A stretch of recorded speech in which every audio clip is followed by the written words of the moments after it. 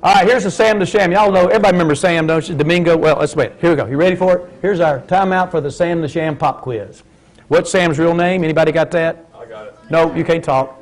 I got it. Okay, you got it. What is it? Go ahead. Domingo Samudio. Domingo Samudio. Somebody else had it out there too. All right, that's right. Domingo Samudio. All right, here we go. Who are the members of the Pharaohs? Y'all never would have known that, would you? Okay. Back up to the next question. What is the name and year of the first album? Come on, Greg. You're talking about the Killers and all that stuff. Greg represented Jerry Lee Lewis. I can go ahead and say this now, can't I? I can? Yeah, sure. And he was going to get the Killers. I was going to trademark The Killer. The Killer. For Jerry Lee. For Jerry Lee. As the Killer. But I had to get permission from the band, the Killers. To do it, and they're going to be at the Beale Street Music Festival this year. There you go, the Killers. And they gave permission because they were fans of Jerry Lee. Okay. Well, the name is Hard and Heavy, 1970. And what is the name of the group that Sam was in for the Pharaohs? Andy and the Nightingales. Isn't that a nice little name? Yes, sir. So was Sam Andy? Well, we'll ask Sam that sometime. He's still around. I saw him at the Baskin Robbins over there. They used to be the Pop Tunes. He bought me an ice cream cone not too long ago. He said if I bought one more album, he might have been number one. He was number two that year, you know. You should have bought 5 more albums. Those two guys look happy, don't they? There's just 2 kids riding a motorcycle in North Memphis in the 50s, you know. Didn't do much, did they?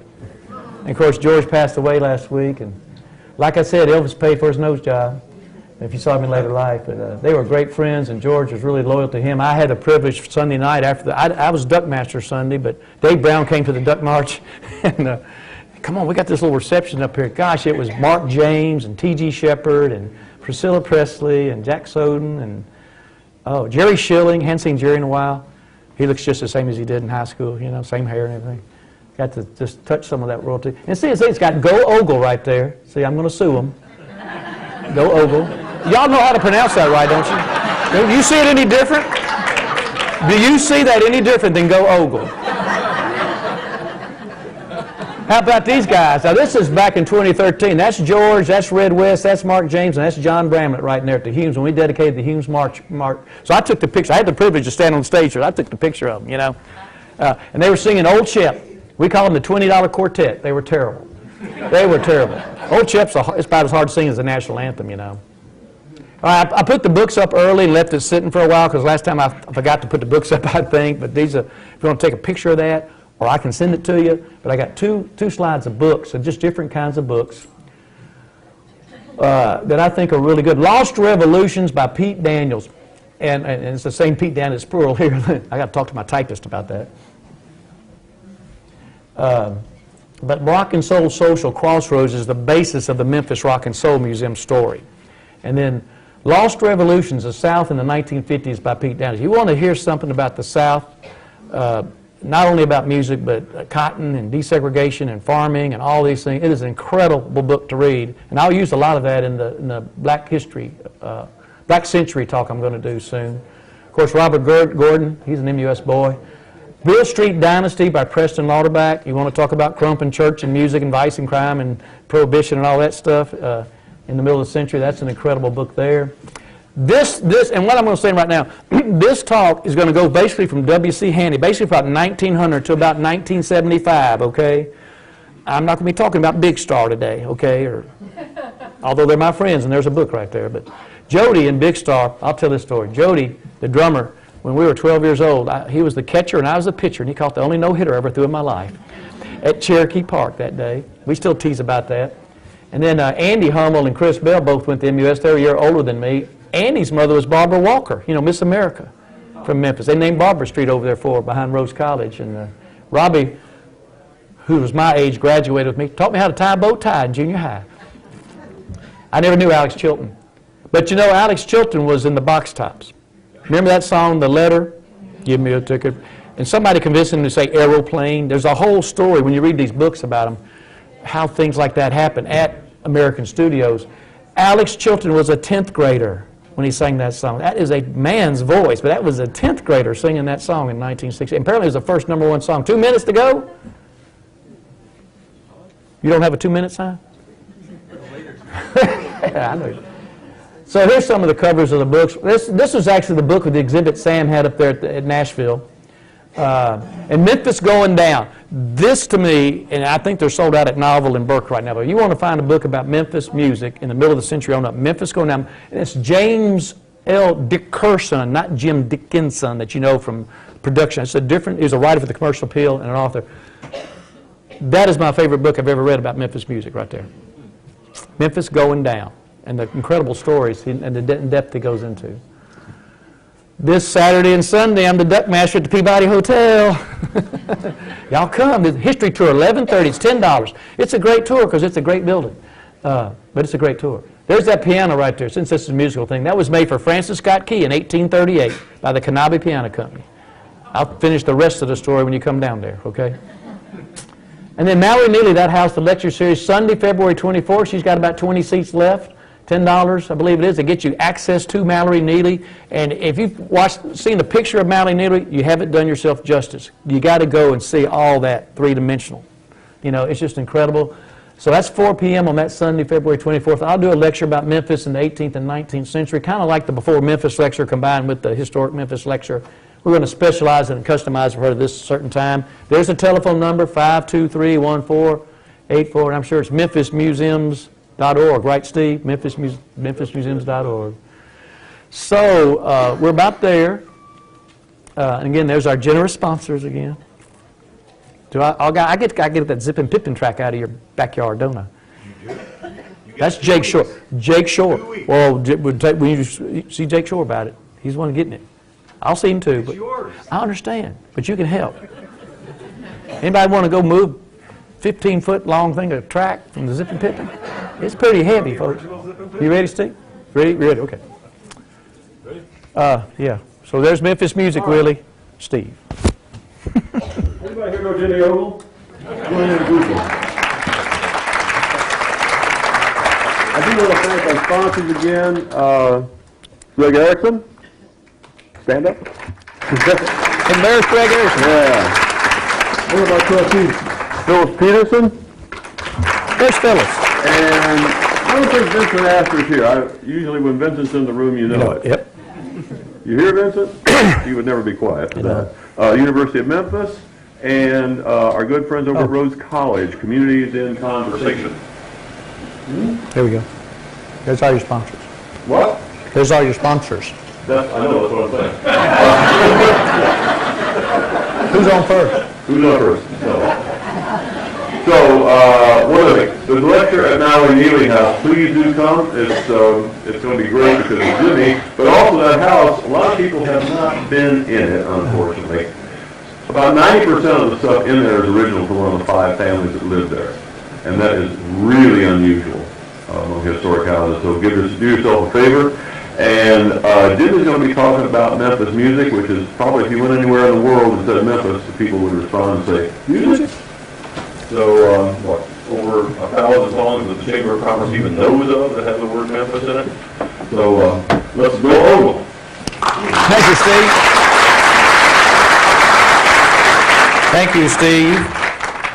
There's also Lichterman Nature Center and McGavney House and IMAX over here and Planetarium and exhibits, and the new building wing is open, you know.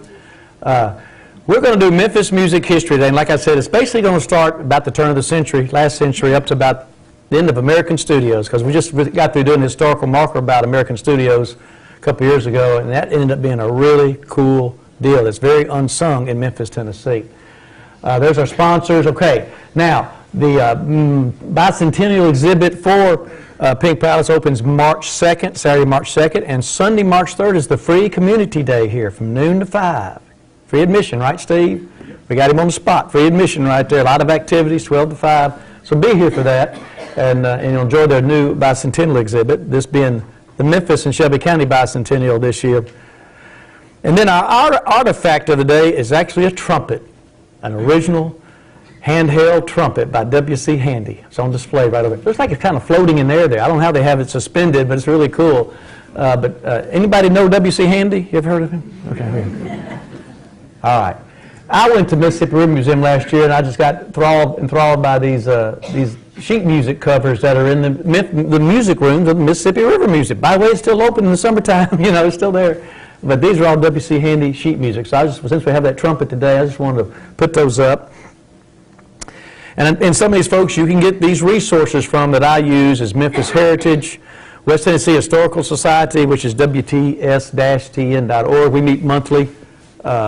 Register.shelby.10.us. It's a good, you can get, there's scanned versions of city directories and some of Willie's documentaries on there and other things that you can get. And then the Memphis room, Dig Memphis. That's Digital Memphis. That's short. Dig Memphis is short for Digital Memphis. That's cute. But they got about 10,000 images there. I think Willie's doing a big, adding a bunch all the time too over there. Things he's going around and filming. Y'all remember this? Was that Sputnik, wasn't it? What they call it, Sputnik? Yeah. They're Poplar and Evergreen. It's called a rotosphere. 234 of these around the country, 1960 to 1970. That's one of the rare few ones left. But it's called a rotosphere. So I had to say that. Memphis is the home of the blues, birthplace of rock and roll. Since about 1991, that's been our tourism slogan. Until this year for the bicentennial, we decided to become home of the blues, soul, and rock and roll to really emphasize the soul of our city. And that's the big emphasis of the next 100 years is the soul of the city that you'll see. And of course, those are the new mighty lights on the bridge downtown. Excuse me. Hernando de Soto Bridge. Now, Memphis is number 6 on the National Register of Historic Places for listings in the country, behind Washington, Baltimore, Philadelphia, Boston, and New Orleans. We have over 11,000 properties listed here. So we're an old, historic town.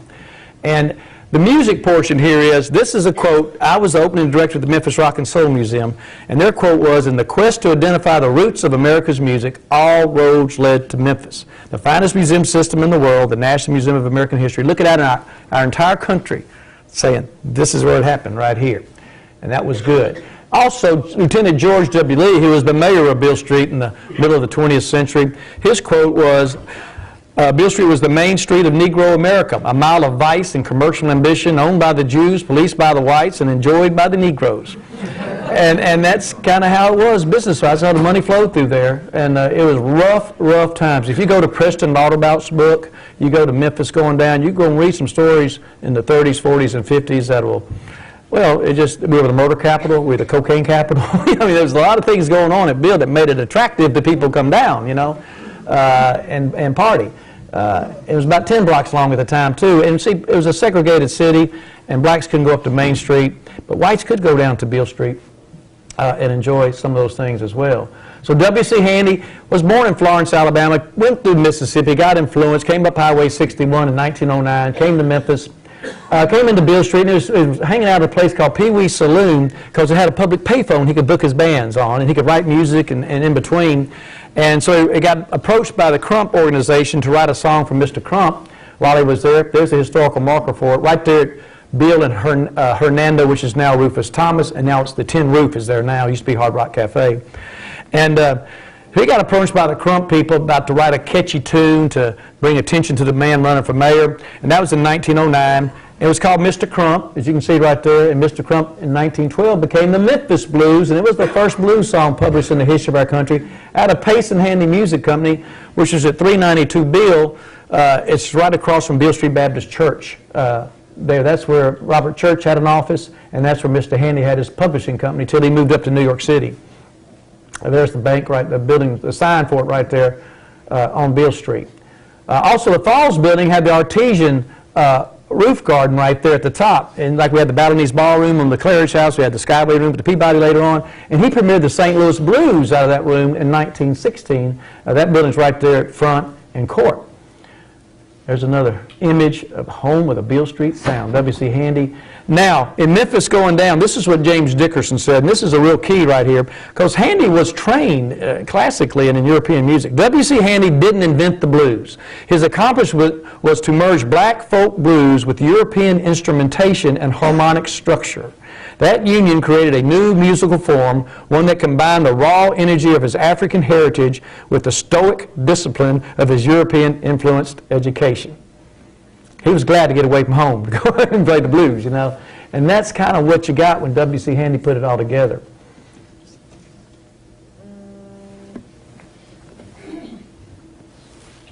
And there's those sheet music covers again. There's a statue. So W.C. Handy Park was formed in 1930. He passed away in 58. The statue was put there in 1960. And it's been moved around a couple of times in the park. Right now it's facing Beale Street. The W.C. Handy House was actually moved in 1983. I was at the Park Commission when this happened. This is an old shotgun house. You know what a shotgun house is, right? You open the back door, open the front door, shoot a shotgun through it, don't hit nothing. Okay. Y'all knew that, didn't you? Okay. We actually moved it from 659 Jeanette Street over in Soulsville, moved it over to put it there because it's off the beaten path in Soulsville, a lot of bad neighborhoods, just blighted neighborhoods. So they thought it was a good idea to bring the house over that Handy had lived in the early 1900s when he lived in Memphis. And it's there, kind of hidden behind some other new development. We hope to get it brought up to the street or brought across the street. There's also a Blues Trail marker. We'll be talking about the Blues Trail in just a minute. And this is a state of Mississippi marker in Tennessee, right in front of the FedEx Forum and Memphis Rock and Soul Museum. But it talks about that Blues Trail coming up, which was Highway 61 coming on up. And this blue area, this yellow area here is the Delta. A bunch of musicians came in from the Delta on up into Memphis. Here's some of those names. Willie Dixon is one of my favorite names because down on the flood wall in Vicksburg, there's a mural and it says, "The blues are the roots and the rest are the fruits." And that's his quote right there. And it's the original musical art form. Another quote by Muddy Waters is the Great Migration in the middle of the century up through the north, Memphis, St. Louis, Chicago, Detroit.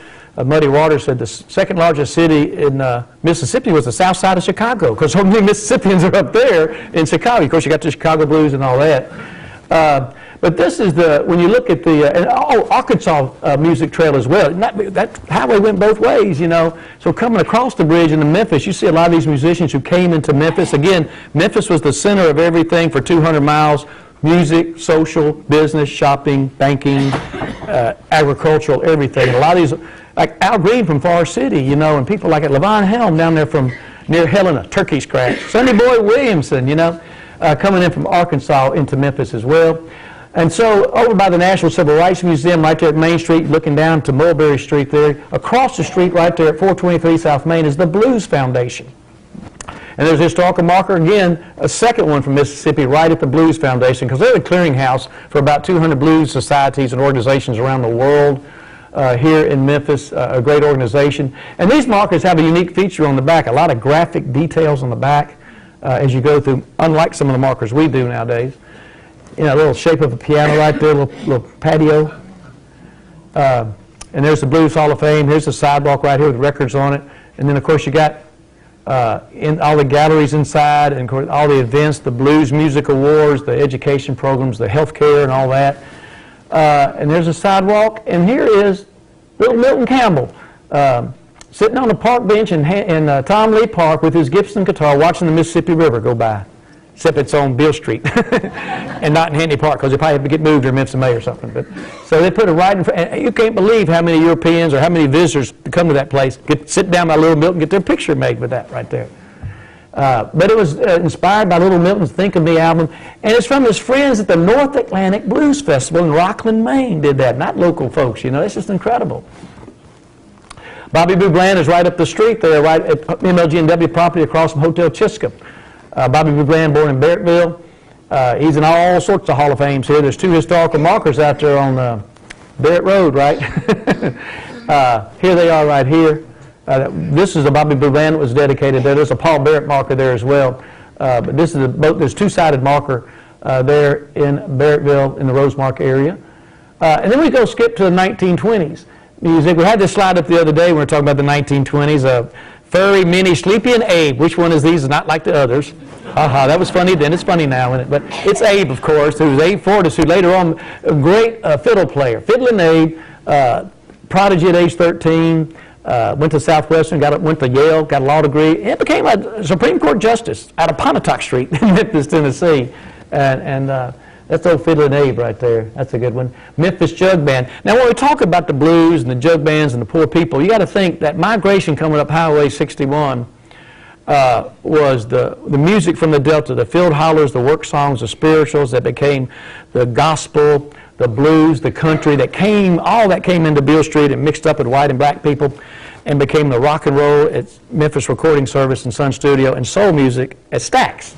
That's how it all came together to be from the original American music art form blues. All that came out of that and is a culture that changed the world. So the first group to be recorded here was in 1925, the Memphis Jug Band.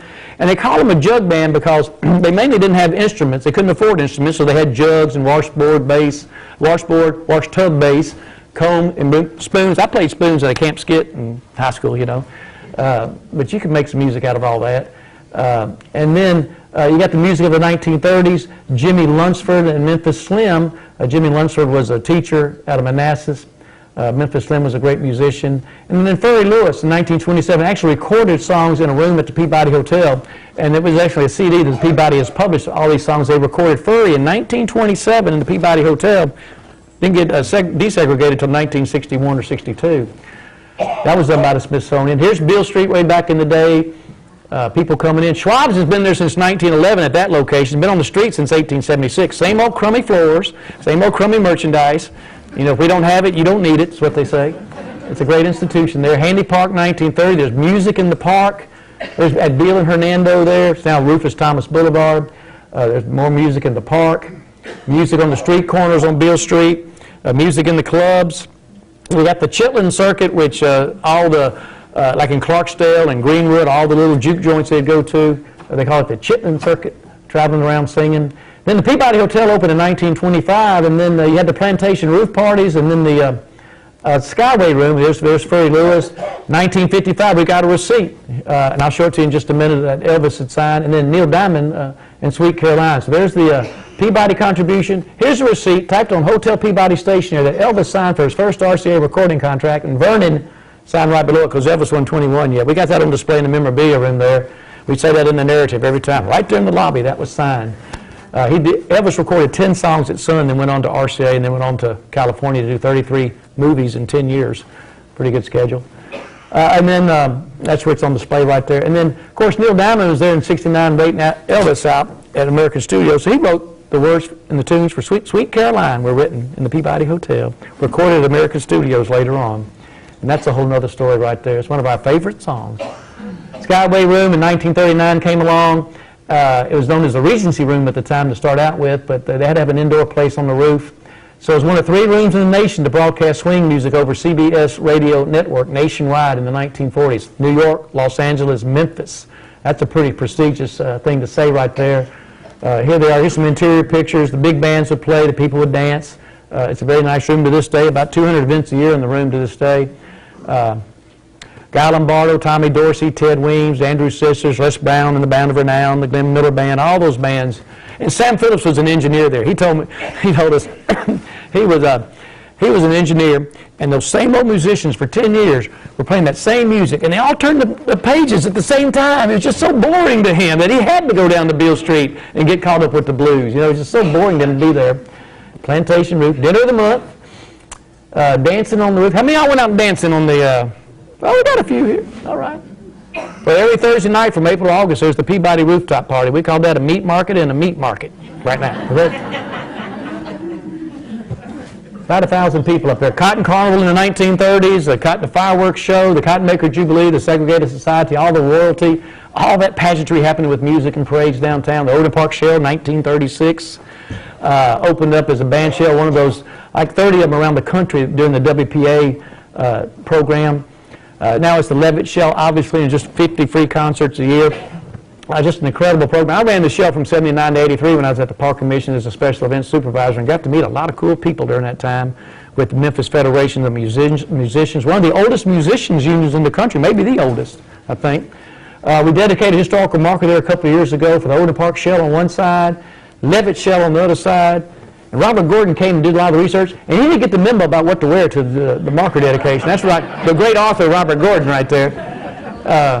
And there's Jim Strickland right there helping us dedicate and pull the drape. Here's Jimmy Lunsford, a teacher, a jazz orchestra leader, but a teacher at Manassas High School that had his own band there, an orchestra. As you'll see, the Chickasaw Syncopators accepted a gig up at Cotton Club in Harlem. Grew to be really good and rivaled Count Basie and Duke Ellington, toured Europe, but died at a very young age. He's buried in Elmwood Cemetery. Have you portrayed him before? No, you haven't. Okay, you haven't. Okay. He's on his tour. He got a brass note on Beale Street. Blues in the Night was a big recording, and a movie, actually. There's the movie poster. A lot of great saxophonists here, and Herman Green's still around. He drove the bus for B.B. King and played with John Coltrane. He's still playing, about 90 years old now, playing on Beale Street on Sunday nights with Free World. But some of the great saxophonists, some of the great pianists, Phineas. Sometimes it's Phineas Newborn, sometimes they used to call him Fine Ass, so he wanted to be called Phineas instead of that Fine Ass. Beale Street. There he is. They're just bright eyes. He was so bright, but it was a great pianist. Reverend W. Herbert Brewster, he's the father of gospel music, minister, composer, dramatist, singer, poet, community leader, pastor of East Trigg Baptist Church, published over 200 gospel songs, had the first million-selling black gospel records, composed 15 gospel dramas. Camp meeting on Sunday nights, white kids could go to East Trigg Baptist Church, and the others would go there and sing with the black kids. Jimmy Hayslip went there. And Sam would listen to it on the radio on WHBQ. They would broadcast it, and that was a great influence on Elvis as well. W. Herbert Brewster has a historical marker. There's East Trigg Baptist Church, which is now on Elvis Presley Boulevard, around the corner. New church, historic. He's got a brass note, and the school in Binghamton's named for him as well, right there. Very accomplished person. Lucy Campbell, a teacher at Booker T. Washington High School. This is an amazing story. She was a president of Tennessee Negro Teachers Association for 5 years. She went up to Washington, D.C. and campaigned for Negro child welfare. You can see some of these things on the screen here. She composed more than 80 hymns. He'll understand and say, well done. This is how good she was. It was recorded by Lawrence Welk and Pat Boone. And this is a black school teacher in the middle of downtown Memphis in the 1930s and 40s. And those are the two most white cornbread guys I know, are Lawrence Welk and Pat Boone. And they loved her music. Just think of how good that music was, a transition like that at that time. And she was to religious songs what W.C. Handy was to the blues. And there's a elementary school in Fraser named for Lucy Campbell. There's her historical marker.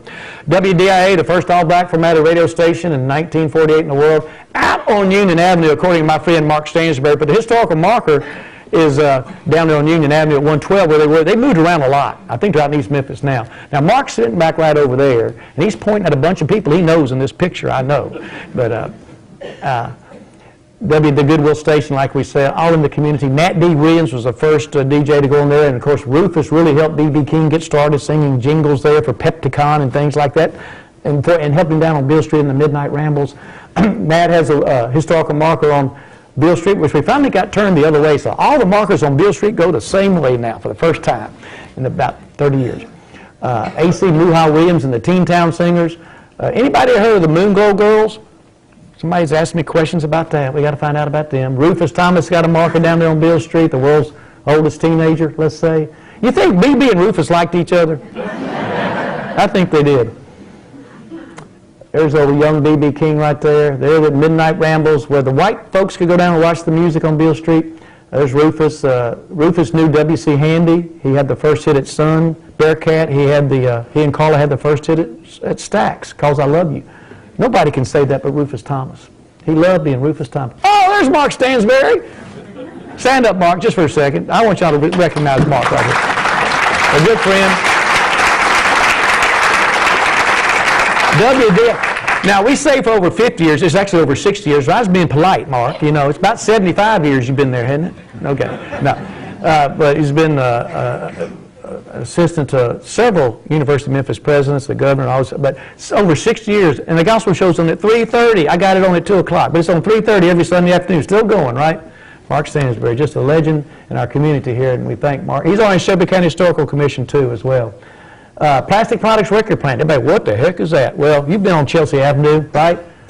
And you've seen these... Oh, yeah, I got you, yeah. 1742 Chelsea there, those 3 Quonset huts. What the heck are those things with a razor wire? Well, it's estate sales in there now, but back in the 1940s and 50s, Robert Buster Williams, we used to have these things that were this big around, had a hole in them like that. We call them 45s. I know most of y'all are millennials, right? About a crowd here, so y'all are probably downloading everything now, aren't you? Okay. But he was pressing 50,000 records a week. And what they do the acetates and send them out to DJs around the country in Kansas City and Denver and Phoenix, like Sam Wood and some of these folks, Overnight by air by Delta. How about that? When Delta dehubbed us, I thought that was really odd. But we used to get our music out, Overnight by air by Delta, and they would play those songs on a cheap acetate for a couple of weeks on the radio, and like, great, the DJ would call back to Buster Williams here and say, well, Great Balls of Fire, all the kids love that. Go ahead and commit to pressing 20,000 of those or 50,000 of those without having that expense, you see. They could send demo records out. And Elvis and Jerry, they could go watch their records being pressed out there. So, of course, we did a historical marker for them. There's Robert Williams, the son of Buster Williams. There's my paper boy from 1973 on Highland Avenue. Y'all might know him as Kevin Kane. Best paper boy ever. He was the Whitey Ford of afternoon carriers. And that's on tape right now. All right. There's our Plastic Products record plant. What a great contributor they were to get businessmen giving credit record pressing, supporting Memphis music at the time. And so I'm in there at the state side, I look up in the ceiling, and there's some records thrown up like you shoot Huey's field picks in the ceiling. There are records stuck in the ceiling. I wish I could find a ladder to get there. Who didn't like that record? And he threw it up there to get it stuck like that in that building. That's like 5 years ago. Selecta Hits also distributed records around the South. We controlled 18,000 jukeboxes in 10 states. That's how Memphis music got out. Beautiful, remember Wurlitzer Bubba's jukeboxes. This is at the Memphis Rock and Soul Museum. Home of the Blues record store on Beale Street. That's where Elvis's statue is now. We had great record stores, great record labels here. Boss Ugly Bob's. If I had a record store, I'd call mine Boss Ugly Bob's, wouldn't you? Yeah. That was over on Macklemore. But what he saw was the need for a black music distribution network. A lot of white folks were getting the music, but blacks weren't. So Bob really got that started. There's his historical marker over there near Stax. And of course, Poplar Tunes down at 308 Poplar. There's Elvis and Joe Coogee and John Navarrese. Elvis bought his first record ever bought there. His first record ever sold. Elvis record ever sold came out of Poplar Tunes there. We did their historical marker a couple of years ago, and it's like a big old family reunion, about 25 former employees there. It's really a warm experience there. It used to be Yummy Tummy, now it's a bail bonds place, changing downtown. There, ASAP bail bonds. There's the marker right there. And they were gracious to let us put it in that little planting area there. One-stop shop. It was really fun doing this one. And then that same day, at 10 o'clock, we did Poplar Tunes. At 11 o'clock, we did Lauderdale Courts, where the Elvis family lived. You know, Elvis lived in 9 places in his life in Memphis. This was the third stop. But you're right here, B.B. King Boulevard, 3rd Street, looking at the last building before you get on the expressway. And these are the 2 windows where Elvis lived. So what we did on that dedication day, during Elvis Week, of course, guaranteed about 500 Elvis fans for the dedication, we did the Poplar Tunes at 10 o'clock. And the Lauderdale Courts at 11 o'clock, and in between to get them there, we had a walk in the footsteps of Elvis. And had Mike Freeman and Sue Mack give a tour through Lauderdale Courts and the rest of this. So it was a really cool walk for all those. And so now we got all these Elvis fans imprinted on. There's going to be a historical marker about Elvis in downtown Memphis coming every year. And this one, WHER, is not Elvis, but we'll have them there for that. Nice marker right there at B.B. King. 2-sided marker talking about, Lauderdale Courts was built in 1936, as you see, during the WPA stuff. There's that little boy sitting on the street corner there. KWAM radio was KWEM. I guess I'm affiliated with it. I get to play on there a lot, you know, but they got a lot of music out in the middle of the century. Of course, Memphis Recording opened in 1950, 706 Union Avenue. Sam was recording black musicians like Howlin' Wolf and Johnny Ace and B.B. King and Rufus Thomas and Roscoe Gordon. And what Rufus told me, Sam was looking for a white boy who could sing black music. Rufus is very direct. That eventually wound it up so, but I think Sam said Howlin' Wolf was his favorite artist, his voice was. It opened in 1950. Here's some of the timeline. That's when That's All Right Mama was recorded. We'll get back to that in a minute. 10 songs, contract sold. He moved, the Sun Studio moved the name to Nashville. Sam went across 2 blocks over to Madison, where Sam Phillips Recording opened up, and that building is there to this day. Thank Gary Hardy. If anybody knows Gary Hardy, and he plays at Alfred's now, he plays a great Johnny Cash show, Tennessee 2. He saw it, the light. He reopened Sun Studio as a tourist attraction like in '85 and had a Sun Studio Cafe out in the Mall of Memphis, if you remember, on the ice skating rink. And he was a musician, and then he got placed on the National Register of Historic Places in 2003. And Sam was still alive, and he came to the tour. So I asked, how would you like to be the college-age kid giving the tour of Sun Studio with Sam Phillips on your tour? Well, I stood right by Sam Phillips the whole time. He didn't grunt. He didn't say nothing. We ended up get to the very end where they do the demonstration. Have y'all been on the Sun Studio tour? Great tour, isn't it? Y'all ought to go, folks. It's a great tour about all that. And you get down into the studio where they actually sang and everything. And they were talking about Burning the Ring of Fire, right? Was that it? Down, down, down, down, down. Sounds like that, right? Down. And you go boom, chicka, boom, chicka, boom. Well, they think that's percussion, but Fluky Holland told me this story, and they do this demonstration. Fluky Holland's the one that wrote Carl Perkins for his Bruce Wayne Shoot audition, and Roy Acuff didn't allow percussion in country music on the Grand Ole Opry stage for a long time. Fluky was the first guy to put a set of drums on the stage at Ryman Auditorium. His drumsticks are in the Country Music Hall of Fame and the Rock and Roll Hall of Fame. And so that sound is just a dollar bill in the fretboard that you hear. And they do a demonstration of just a dollar bill in the fretboard, then they play the music, then they do them both together. That's what that sound is on that song right there. That was the percussion at the time for Johnny Cash. And Sam goes, wait a minute, sonny boy. Sam spoke. That dollar bill was right here, and he put it on the exact spot that day. I'm getting goosebumps right now talking about it. They just freaked us out that Sam actually did that. Then they got into the $1 Billion Quartet portion of it. Wait a minute. That picture was taken right here, and he took us to the exact spot in the room where they took that picture of the $1 Billion Quartet. You'll see in a minute. So Sam made 2 contributions that day. There's Howlin' Wolf. He loved him. Sam's in the, look at that, 4 Hall of Fames right there himself. Just an incredible guy. My best learning experience of my life was the day he came in the Rock and Soul Museum the first week and said, "Sonny boy, show me your museum." I went, "Well, Mr. Phillips." I don't know much, but the Smithsonian wrote this story. Wonders installed it. Give credit for Wonders for all their great exhibits over the years. They installed the Memphis Rock and Soul Museum in 6 weeks, folks. And then we just run it. Let me show you the pictures and the guitars, and you tell me what it means to you, because I knew he would talk. And 3 hours later, I had a one-on-one about nose to ear for Sam Phillips. And I remember everything. So I said, this is the greatest learning trick ever. If B.B. King came in, or Jerry Lee Lewis, or Ben Colley, who survived the Otis Redding plane crash, Ernest Withers and Rufus Thomas came in there all the time. Come on, guys, let's walk around and talk. And they just love telling stories. So that's half of my knowledge is from that experience right there. Elvis Presley, Bill Black, Scotty Moore, Sam Phillips. February 3rd, 1955 is a picture right here with Sam. But there's Sam and Knox right there, son. Look at old Sam with that beard right there. Knox is the nicest guy in Tennessee, isn't he, Greg? Yep. Sam Phillips Avenue, Honorary Avenue right there at Marshall. There's the historical marker put up by the Shelby County Historical Commission. We're going to get it painted this year. It needs it. That's All Right, Mama. July 5th, 1954. Elvis had been coming to the studio several times, didn't have a hit. They're trying, always late at night, they're trying. They take a break. Scotty Moore sits down his guitar. Elvis goes over and picks it up in a fit of nervous energy, stands in the corner, starts banging up, "That's All Right, Mama," really fast. And Sam comes running out of the control room saying, "That's it. That's the sound I'm looking for." And on the Memphis Rock and Soul Museum video, he says, "It's like I got stuck in the rear end with a brand new super sharp pitchfork." Pow! That sound just found them. They've been trying all this hard. So that's what they took, did the acetate, and they took it to the Hotel Chiska right here in the room right there. At the Hotel Chiska, Life Kitchen's gone now, but there it is. There's the mezzanine, the Chiska, and all that nice stuff. Okay, there was Dewey Phillips from 1949 to 1958. Dewey was playing music by white artists and music by black artists in the same hour on the same radio station in the South. It was unheard of at the time, but it was the music the kids loved and the parents hated. And that's always generational, isn't it? Always. My mother hated the Beatles and the long hair and all that. But there's old Dewey right there. Of course, Dewey was a real fast-talking DJ. He could talk faster than me. And he come on out there, this Dewey Phillips Red Hot Blues, live from the mezzanine level of the Hotel Chiska. Of course, he drank a lot, too. And by the middle of the show, he was coming from the magazine level of the Chiska Hotel. By the end of the show, he's coming from the mayonnaise level of the Chiska Hotel. 3-hour show at night. Y'all probably remember that. It's great recordings when you get the CD. There's Dewey right there. He died at a young age, too. I was at Kirby Pines the other day.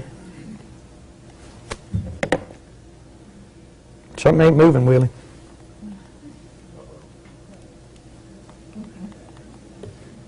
The battery's dead? I'm pushing down button. I'm pushing down arrow. Come here, Will. Something froze up. It's not going either way. Is it too big?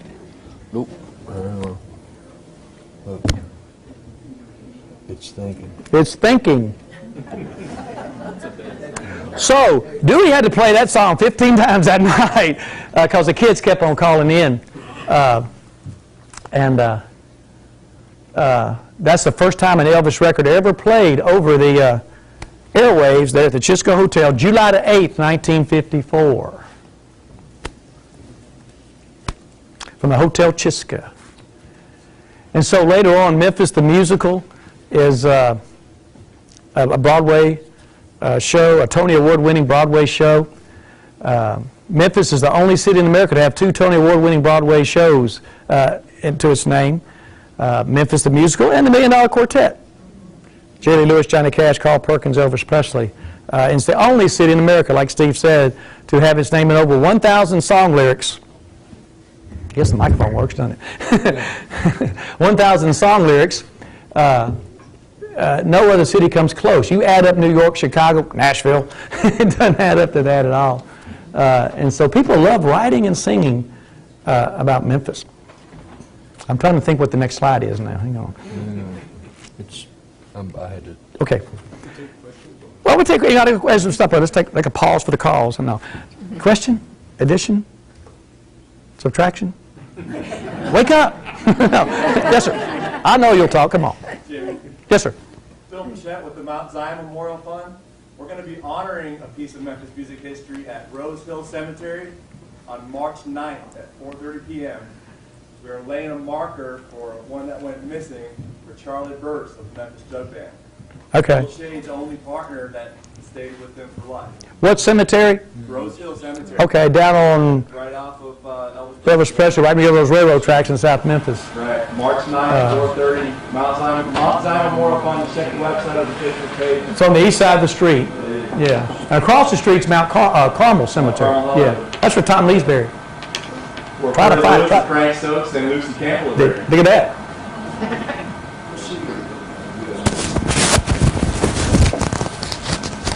I think it's in here. Oh, here you go. Pink Music X.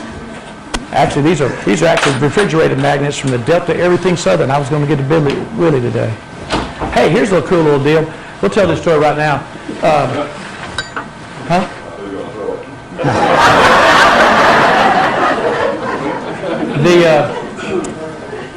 Back in 1989, Stax was torn down. Remember the Southside Church of Christ? They closed in the 70s. Stax was torn down, and so Sidney Slinker paid $1,500 salvage rights to drew the dimensions of the building so he could recreate it in the pyramid. Got 2 pallets of bricks. This is a brick from Stax right here. I'd probably donate it to Pink Palace today, shouldn't we? Give them a little good karma here for Pink Palace. I'm going to give you this brick. Oh, Stax. You take it right there. Thank you. Right there. That's the original dirt right there. See, I saved some of that grit right there for you too. And also, when you'll see on here in a minute, we hope, not bad. Have you been to Stax lately? You ever walk into Stax and usually where the movie theater used to be, the Capitol Theater, they put this facade right there. It says Stax Recording Company in red letters, white background. It's 3,600 1-inch tile pieces like this. And we cut that out, studs and all. John Moore, Casey Jones, Ed Williamson, Chip Reed, David Less, Tommy Powell. And took it over to Mud Island in the back of a pickup truck. It weighed about 500 pounds. It's hard to get all that stuff in there. And put it in the music galleries of Mud Island, Mississippi River Museum in 1990. Who would have thought in 2003 that Stax would have been rebuilt? And that is the only original piece back in Stax. We have saved that. We're really proud of that. And 29 years later, this last summer, we got recognition. When you see the fabulous picture, if you go in Stax, you walk on the left side, you go in, but on the right doors, there's this real nice display of how that all happened, how they saved. That's the only original piece back in Stax right there. And they were able to use Mr. Slinker's drawings to rebuild it in the same shape, or whatever you want to call it, the same base and everything, the slope in the old theater where they had the recording studio and all that. Yes?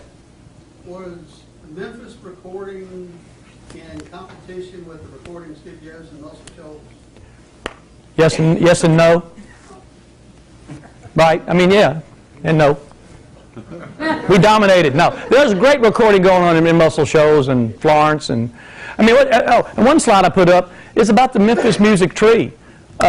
Nobody was from Memphis. They all came to Memphis. W.C. Handy and Sam were from Florence, Alabama. Elvis from Tupelo. B.B. King from Itabena, and all those musicians. Jerry Lewis from Louisiana. Al Green from Forest City. Johnny Cash from Dice. Carl Perkins from Tiptonville. Isaac Hayes from Brownsville. Tina Turner from Nutbush. None of those from Memphis. All those folks came in there. Yeah, there were a few musicians actually born in Memphis and came out of Memphis, but they came here because it was the cultural, business, social. You could record. Sam would record anything. Stax would record. A lot of little recording studios too, and of course you had that in Nashville and Muscle Shoals, like you say, all around. But Memphis was where it really happened. Yes. Yeah, you have a quotation from James Dickerson in the beginning of your slideshow. He wrote the book, The Mojo Triangle, which maybe a lot of people here haven't heard of. And it's fantastic because it tells the story. Can you get it in a Memphis bookstore? Did you do that, or did you get it online, or how can we get that? I would try Amazon. Okay. The Mojo Triangle. Write that down. The M-O-J-O, the Mojo Triangle. We know how to spell mojo, don't we? Story about this important country. Is there a new way to spell mojo? I don't know about it. Mojo. So, any more? And thanks for the March 9th, what time? 4:30. 4:30. It's a Saturday, March 9th, Rose Hill Cemetery. So, as you're going down 51, right? Elvis Presley Boulevard. Kind of halfway between South Parkway and the interstate. Were Sam Phillips and Dewey Phillips related? No. Kind of an odd coincidence, though. That Well, yeah, and they all, yeah, Phillips would drive down and hand it. yeah, handed to Dewey. Yeah, they always did, but they weren't. Yes. Is some of that music still available, like the Memphis Jug Band and It's So Weird? Oh yeah, that CD. Peabody sells their CD with all the Furry Lewis recordings in one of the gift shops. I'm sure if you went to Stax, their satellite record store, where they call it, the retail shop there, would have some. Maybe the Jug Bands, I'm not sure. Maybe the Blues Foundation could help you with that. It's usually in bits and pieces on different records, but Memphis Jug Band, Gus Cannon, Frank Stokes, they're all available in different publications. What's the one in Cooper Young? Garner Records, or Shangri-La on Madison Avenue. People like that, kind of the independence ones that are really cool, You can look it up on Go Ogle. You just did. Or Go Rose Hill. For the sake of time, I'm going to keep on talking. Okay, I apologize. We've been pretty good so far, haven't we? So we don't know what's going on. So we get from the slides, we go in this sequence to where we go into, in the 1950s, and a white brother and sister, Jim Stewart and Estelle Axton, opened up a recording studio in Brunswick, Tennessee, called Satellite Recording. I can talk over here, can't I? Satellite Recording, and got sued for the name Satellite. So they moved on down to McLemore, 926 East McLemore, and opened up an old theater there. They took the first two letters of their last name, the ST of Stewart and the AX of Axton, and made Stax. And that's the home of soul music in America. That's where the name comes from. 800 singles, 300 albums, Otis Redding, Sam and Dave, Isaac Hayes, Booker T and the MGs, Wilson Pickett, Eddie Floyd, Carla Thomas. Richard Pryor even got a Grammy for a comedy album he recorded there, Just Soul Man, Hold On I'm Coming, Sitting on the Dock of the Bay, all these great songs from Stax. A couple of quick stories. I told this the other day. Isaac Hayes and David Porter sitting in the studio late one night, couldn't get anything going. David took a break, went to the bathroom. Isaac got impatient, said, come on, David, come on, David. And David came out of the restroom going, hold on, I'm coming, hold on. That's where Hold On I'm Coming came from. We got them on video, both of them saying that at the Memphis Rock and Soul Museum. I didn't make that up. You can go about slide 200, I guess, I don't know. Okay, whatever happened. Let's hope, let's see if it goes past his. And then, like I said, Ann Peebles couldn't get to her car one night. It was storming and raining. So she came back in and sat down at the piano real frustrated and said, I can't stand the rain. against my window. It found her, so sometimes you got to let still and let things find you. That's happened to me a lot this last month, hasn't it, Jess? One of the best stories I've heard told was Sitting on the Dock of the Bay. Does anybody know that song? December 7th, 1967, Otis Redding's in the studio with the Barkays. They're a high school band, so they can't travel during the week. They can only travel on the weekend. BTW band. And so they were sitting on the dock of the bay late one Thursday night. We're good? Whoever did it. Woo! Woo! What do I punch now? Arrow key to the right. The right arrow key will work too. You think? How about that?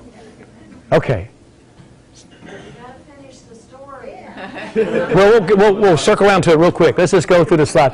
Okay, we'll finish that story since I started. That's unfair. So the recording so they're getting really tired and it's late, and they got the first two verses down, and in that third verse, Otis starts whistling. And Steve Cropper, the great Steve Cropper, there ought to be a statue to Steve Cropper in this town, folks. Yes. Bessick High School and all his things he's done. With music. So Steve comes out and says, that's it, we'll finish this next week, y'all got to get on the road. And so they cut right there. And in fact, John Elkin had added this story. They went to Nashville and played at John Elkin's fraternity that next night in Nashville, and then went on to Cleveland, and then were flying into Madison, Wisconsin on December the 10th, and the plane crashed. And Otis Redding and all the Barkays were killed except one, Ben Cawley, who held on to a seat cushion. He couldn't swim.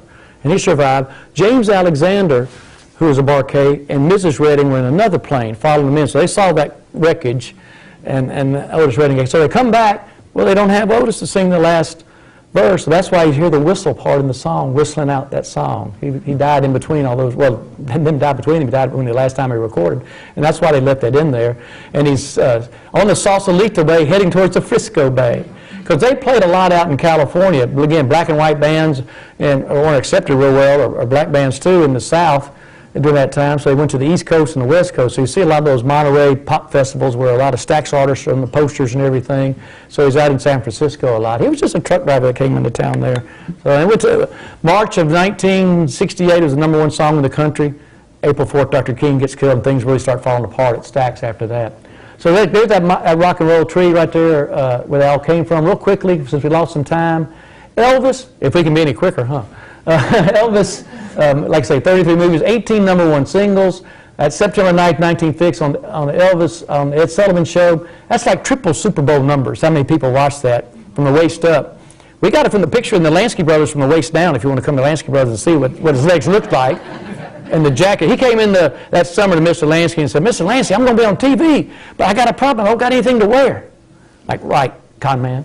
And what show, Elvis? Ed Sullivan. So Mr. Lansky picked out a very docile, collegiate-looking plaid jacket. I'll show it to you in a minute here. That's not it. That's some guy he's with in the White House. He wanted to get a federal gun permit because he thought he was going to be the next king to be shot.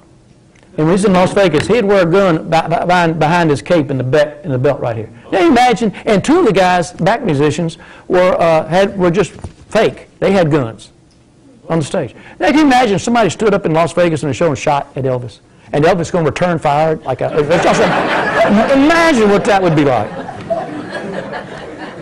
There he is right there. Look at that hip sticking out. Ooh, man. That's that jacket. The Lansky still sell that jacket. There's Scotty Moore, there's Bill Black, DJ Fontana, a great night. Elvis was a very happy guy, always doing things. Served in the Army, did his time. Favorite ride was a zippin' pippin'. Elvis has left the building. That actually was at the Shreveport Municipal Auditorium. I was down there a couple years ago and took a picture of this place, but he was on the middle of the car at the time. And everybody wanted to stay on stage and were screaming and yelling for him. And a guy, Horace Logan, just said, Elvis has left the building. And that became a very famous phrase, you know. Of course, he died. We think he died. Here, I got these papers right here if you want to look at them at the end. Lonely Life Ends on Elvis Presley Boulevard. I love that headline. It's a sad thing, but it's a great headline. Sam Phillips recorded Elvis, Dewey Phillips played Elvis, and Bernard Lansky clothed Elvis. Together they changed the world. That's a Jerry Schilling quote. He looks just the same. That's Jerry Schilling, right? That hair. Carl Perkins, the king of rockabilly, came to Sun Studio. Blue suede shoes, he sang it over the telephone to Sam. 5 minutes? Are you kidding me? Okay. The Beatles recorded 5 of his songs. Look at all the Hall of Fames he's in. I found that sign at an old fire station. There used to be a recording studio in Memphis, and that's now in the Memphis Music Hall of Fame. Blue suede shoes. Jerry Lee Lewis, the killer. Last man standing now, too. If all the guys that should be dead, it should be him, right?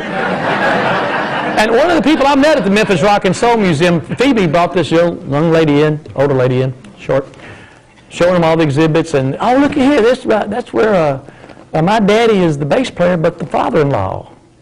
And also the uncle, he was. And, well, we're not going to put that in the Smithsonian exhibit. We're not going to Springer that up, is what I said. That was Myra, the 13-year-old that he married. She was 52 years old and a Century 21 agent out of Atlanta. I still got a business card. Heck yeah.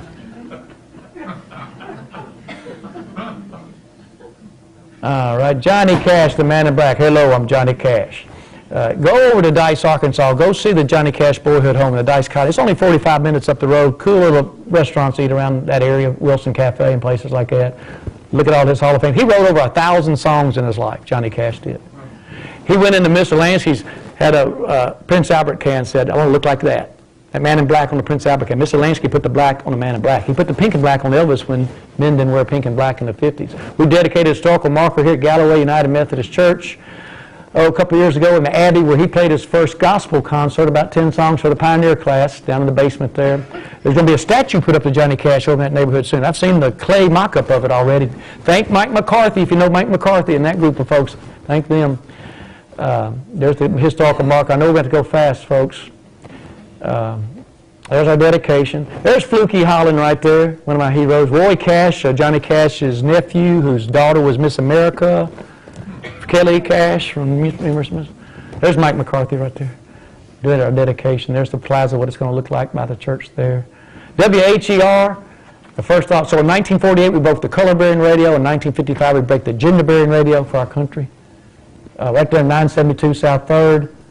There they are, the first ladies, and here are their names right here. And I'll stick around a little while after if you got to look at some of these slides later on. The studio was the doll den, the control room was the playroom, and the manager's office was marked Boss Ma'am. We're going to dedicate a historical marker down there in August of this year, right there in front of the Calvary Union Mission, a new 110-bed facility down there doing a really great job. There's Wing Martindale, Elvis, dance party, talent party. There's George, took it over after Wink left. We've kind of gone through George here. Blackwood Brothers were nominated for more Grammys than anybody in history of the Grammys. Won 8. Big influence on Elvis as well. 14 minutes, good. Lansky Brothers opened on Beale Street as an Army surplus store in 1946. We had 92 passenger trains coming in our 2 train stations right after World War II. And then Bernard saw all these white and black kids coming in, digging the new music scene. So he went to the East Coast and the West Coast to get bright clothing for them to wear. He thought if the kids playing the music would wear the clothes, the kids watching the music would like to be like the kids wearing the music, and it worked. He became the clothier to the king. Elvis came walking down one day, and Mr. Lansky said, come on in, son, and buy you some clothes. And Elvis said, well, Mr. Lansky, I don't got any money, but when I get some money, I'm going to buy you out. And Mr. Lansky said, don't worry about that, son, so long as you buy from me. And he gave him credit clothing, and Elvis remained loyal to him for the next 20 years. So we put a historical marker there in 2011. There's that Elvis outfit right there. It's a cool story. There's Hal. He's my age. My daddy delivered Hal. We found that out when we didn't know it for about 30 years. There's a great book. There's Hal. Hal, if you see Hal, go touch his left shoulder and shake his hand, because they'll say, you shook the hand of the man who shook the hand of the man who shook up the world. And you can pass that on. We do that all the time. These tourists love it. Hal's the greatest ambassador we got in Memphis, Tennessee. And Hal right here goes, I finally grew into my ears. Guarantee he's going to say it every time. Everybody going to laugh. There's all the guitars in there of all the musicians. That is the most phenomenal clothing store. In fact, it has a historical marker. There's that quote, okay. We're going to kind of flip through here. There's me and Bernard and George. The 2 kings, Dr. Withers took this picture, Ellis Auditorium in 1955. Who would have thought? That's Elvis on the left and BB on the right, okay? Who would have thought that 60 years later, both of them be immortalized just a block away in the Tennessee State Welcome Center? That tells you more about Memphis music than anything, that the 2 kings right there. In fact, we got We got an intersection of king and king. No other city has that. And we say we have 3 kings of Memphis. Elvis the King gave us our voice, B.B. King gave us our soul, and Martin Luther King gave us our conscience. And A.C. Wharton gave me that quote. And yesterday I was doing a tour of the Commercial Appeal downtown, and we're starting at Claiborne Temple. Who comes walking out of Claiborne Temple but A.C. Wharton? And just 2 minutes before that, I'd said that quote and credited A.C. Wharton. And everybody at the Commercial Appeal got to say, yeah, he is honest about his quotes, isn't he, you know? B.B. King, Beale Street Blues Boy from Sabina, Mississippi. The Lucille guitars, a name that came from a fight in a juke joint in Twist, Arkansas. The waitress they were fighting over was named Lucille. And B.B. saved that guitar, came to Memphis. Rufus was really his friend. He helped him be a DJ, helped him get gigs. They've opened several clubs. Presidential Medal of Freedom in 1999, the Millennial. Remember Y2K? You old folks remember Y2K here? Okay. Biggest ripoff since the solar eclipse last year. But nothing happened at Y2K, but I had to get B.B. King from his club down to Handy Park. He opened the new century from Handy Park. B.B. King brought us in. And he performed at the halftime show at the Liberty Bowl, 2 shows the next day at the casinos, and walk in the mall with President Clinton that Sunday. So, and he would ride that bus. He'd sign every autograph. He was genuine as he could be. Here's some photos of him here in his clubs. That bench is down there at his club. Tommy Peters runs the club. There's the stack sign. Okay, we've already told that story. Jim Stewart and Estelle Axton. I'm going to move through this a little bit fast for the sake of time. Walking the Dog. It's just an old jump rope song by Rufus Thomas. Sam and Dave Soul Man. That's good mailbox money for David Porter, as much as it's recorded. There's the old Capitol Theater marquee and the old ticket booth. Smoking in bed will never flame-proof your future. At Fire Prevention Week.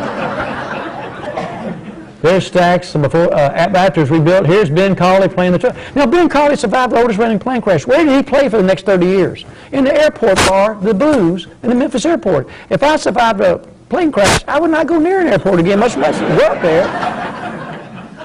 Great guy. I got to give him a tour, and he came around that corner to the Stacks part of the exhibit and just had to fall down to the floor. He saw his friends.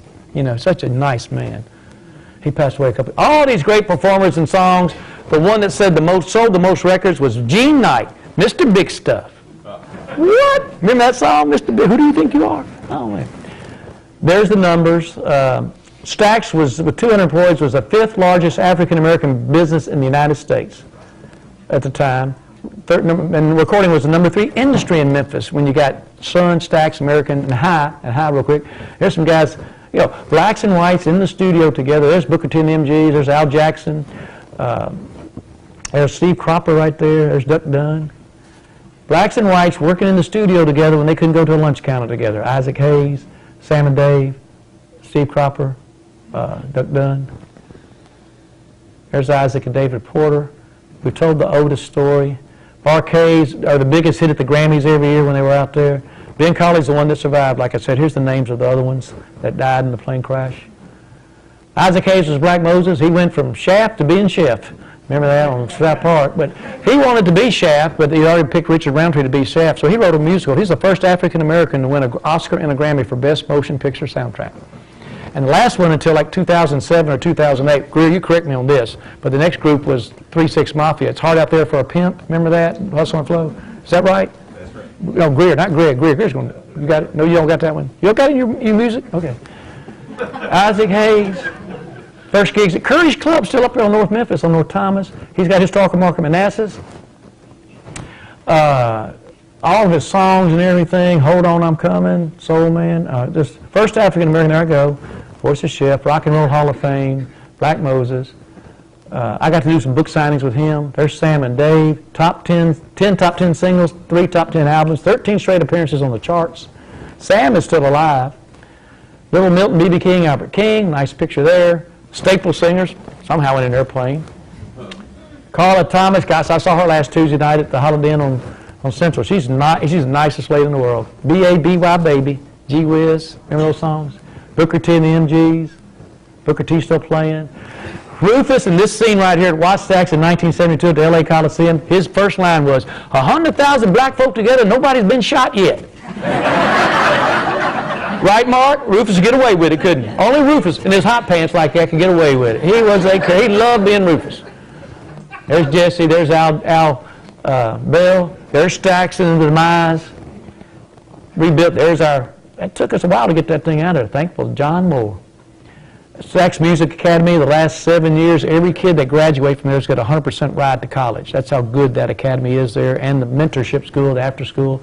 In the same neighborhood, kind of like the W.C. Handy house, blighted, in bad shape. That's the house Aretha Franklin was born in, 406 Lucy, but it's well off the beaten path. City did put something up there last year in the MLK 50. Their efforts to try to save the house. I don't know. She was the first first Memphian-born person to be on the cover of Time magazine. The first two people that made their name in Memphis was Crump and Kimmons Wilson. So 3 Memphians ever on the cover of the black issue of Time magazine there, right with me.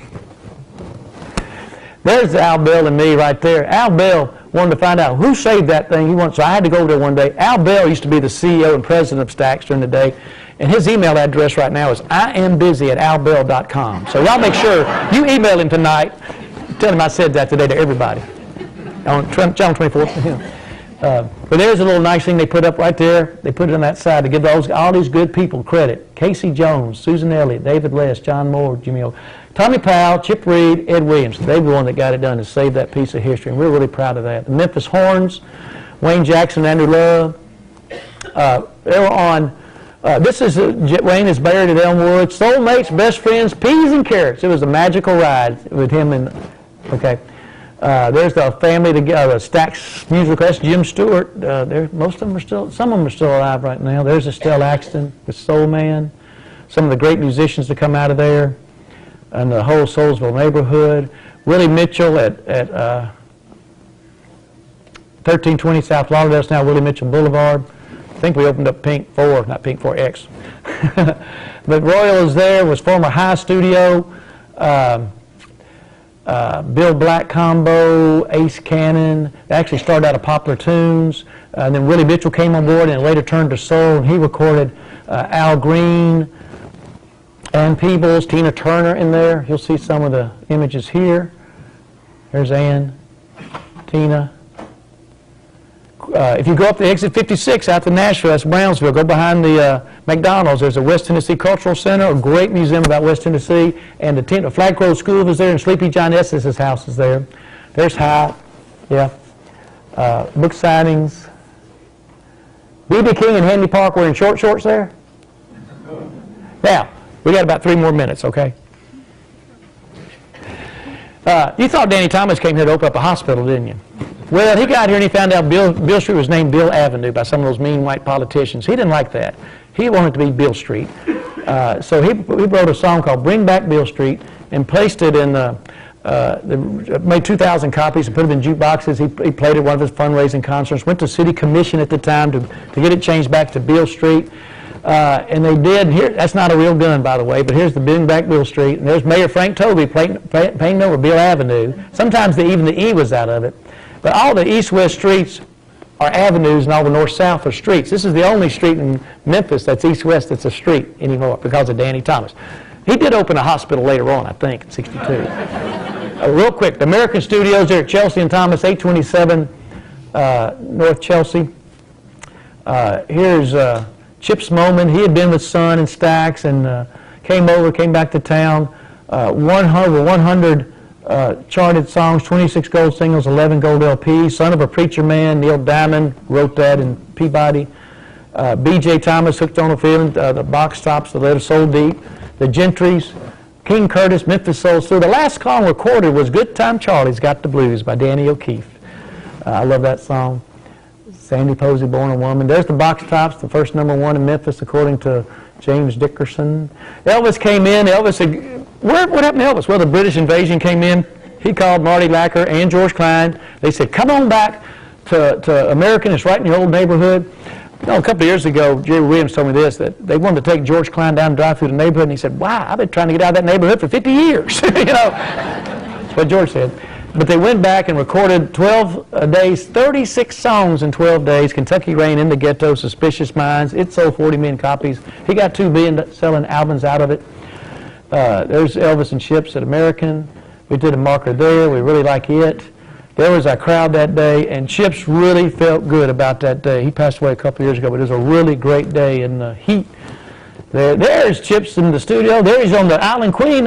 I was with him, and Ringo was on it. That's me, by the way, on the left. That's Ringo on the right. And the Island Queen, 1986. I got my picture made with a beetle. The ugly beetle, but a beetle. So this is a different version we pulled up, but we always end with river, railways, roadways, runways. Let's see what we got here.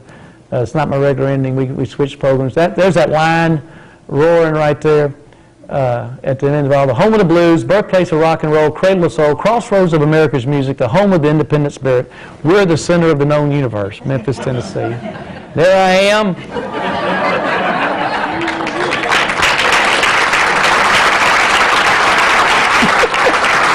Thank you. JimmyOgle.com. And I think that ends it. Yep, that ends it. We're on Pink 4, not Pink 4X, but that's okay. Yes, Mr. Fair, questions? Memphis, you probably know this, but Memphis is the most often named city in any song. Well, I guess you watched that on the show today, didn't you? Thank you. I'm glad you learned that today. Well, she did hear that today, didn't she? Great. Yes, it is. Over 1,000 times. Yes, yes, sir.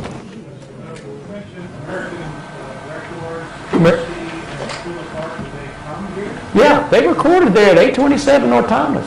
Now the building that's there now is a Family Dollar store. And when we went to do the historical marker, well, we sure are glad to find out why all these people would come over and ask us if this was 827 North Thomas and then not buy anything and walk across the street and take a picture and not buy anything over there and leave. And I can look. We're taking a picture of a building that was 50 years ago, 2 buildings ago was there. That's how legendary it was. And you look at those folks. I'll get that roster back up again. Yeah, it's amazing the people that came in. And you hear those songs on the radio. When you're driving down North Parkway, you're obligated to go drive by it and say, okay, I heard son of a preacher man here. Petula Clark Wilson Pickett, Paul Revere and the Raiders? James and Bobby Purified, Sacred Tailfeather? You kidding me? Angel in the Morning, Merrily Rush? All those folks, yeah, they came because Chips had some magic, you know? The Rolling Stones record. Where did the Rolling Stones record? I think they came to Memphis. Well, if they did, it'd probably been Ardent. I know U2 did its Sun in '88 because they came on a boat ride with us with B.B. King, Rattle and Hum, part of that. I think it's Ardent. Yes, sir, Ardent. And that gets us, this is kind of like a Memphis Music Part 1s, and we kind of went with like Part 1A because there's so much not said here. And we want to do a Part 2 sometime. We might come back on an encore performance here if we do the Memphis Music one without us having a glitch, I hope, and I apologize for that. I think I might have too much information. Well, how many megs was it, Willie? 400? Okay. Y'all leave when you want to leave. I'm going to talk to y'all leave. I got to be at a historical commission meeting at 2. Yes, sir. Thanks so much, Jimmy. Yes. This might be part of your part 2, but is there a story on Mark Cohen and walking in Memphis? He wrote Walking in Memphis. His name is Mark Cohen. Yes, we do have a great story, don't we, Greg? He played 4th of July, 1991. Greg had him in town playing 4th of July. He opened for Al Green. Open for Al Green. And it was out in the South Field, wasn't it? And it started raining early. This is when we didn't have cell phones and everything. Look at the weather coming in. We had to call Dave Brown and say, get that concert over, shoot those fireworks early because the rain was coming in about 8 o'clock. Carla left her little red shoes in the amphitheater. So the next day I drove to Carla's house to give them to her. And Rufus answers the door. Hey, Rufus, Carla left her shoes in the amphitheater. I said, oh, Carla left her little red shoes. I can write a song about that. Carla, he started bebopping just right there.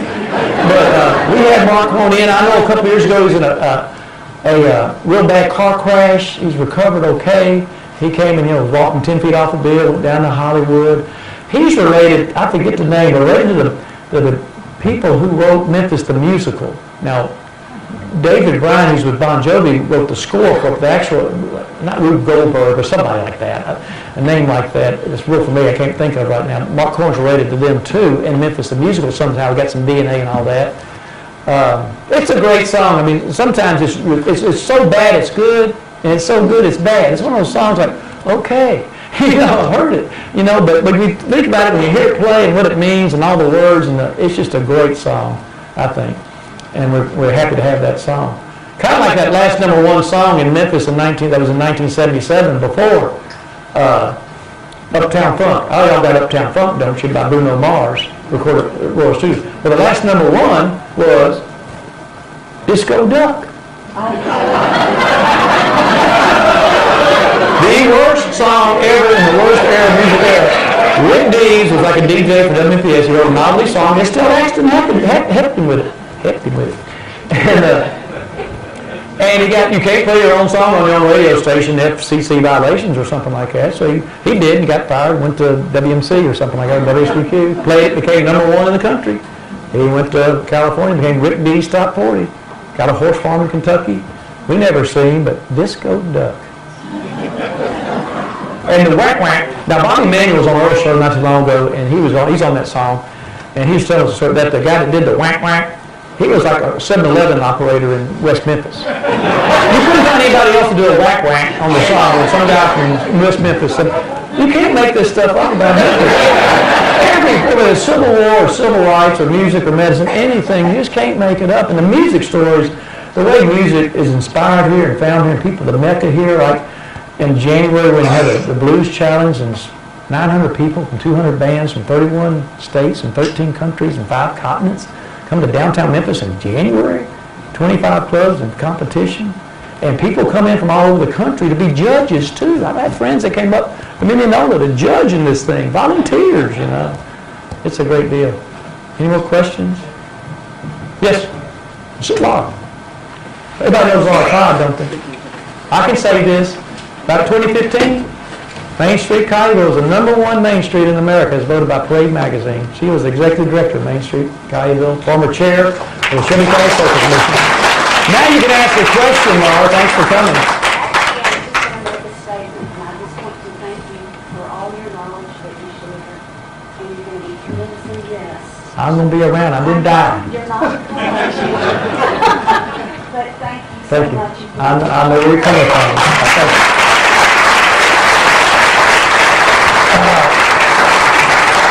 With me being the county historian and her being the chairman of the commission, she has to sit next to me. So her left ankle usually comes home bruised. And Lee Miller's over here. He's really bruised when I kick him. No, thank you for your service, Laura, there. And now you're traveling all over Tennessee doing consulting with other Main Streets. I see some other historical commission members. I see a Davies Manor member here. Henry Boyd's with us here all the way from Davies.